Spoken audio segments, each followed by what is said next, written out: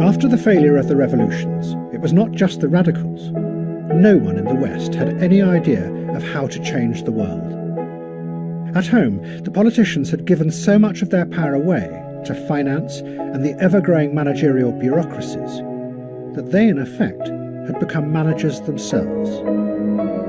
While abroad, all their adventures had failed, and their simplistic vision of the world had been exposed as dangerous and destructive.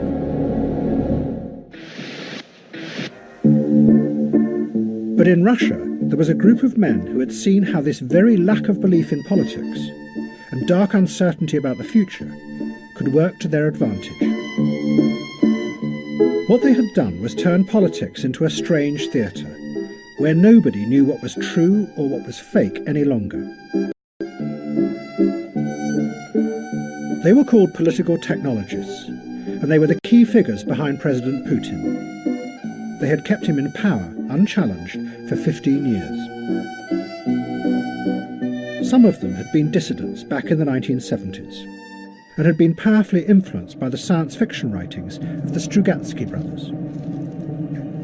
20 years later, when Russia fell apart after the end of communism, they rose up and took control of the media. And they used it to manipulate the electorate on a vast scale. For them, reality was just something that could be manipulated and shaped into anything you wanted it to be.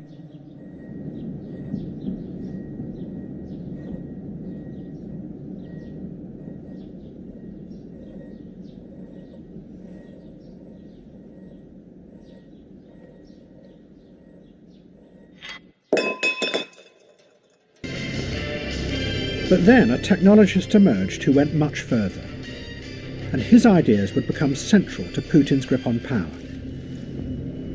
He was called Vladislav Surkov.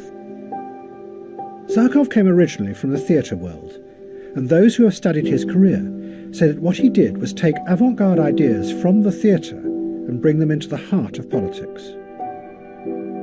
Surkov's aim was not just to manipulate people, but to go deeper and play with and undermine their very perception of the world, so they are never sure what is really happening.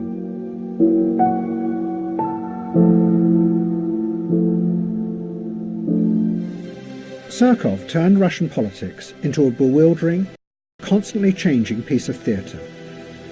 He used Kremlin money to sponsor all kinds of groups, from mass anti-fascist youth organisations to the very opposite, neo-Nazi skinheads.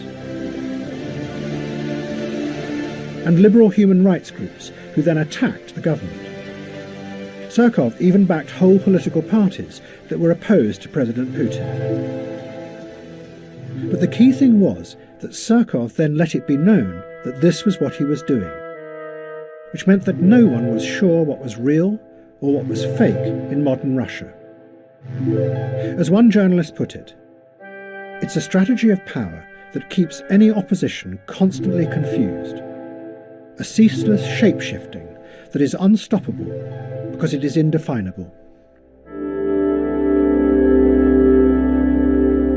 Meanwhile, real power was elsewhere, hidden away behind the stage, exercised without anyone seeing it. And then,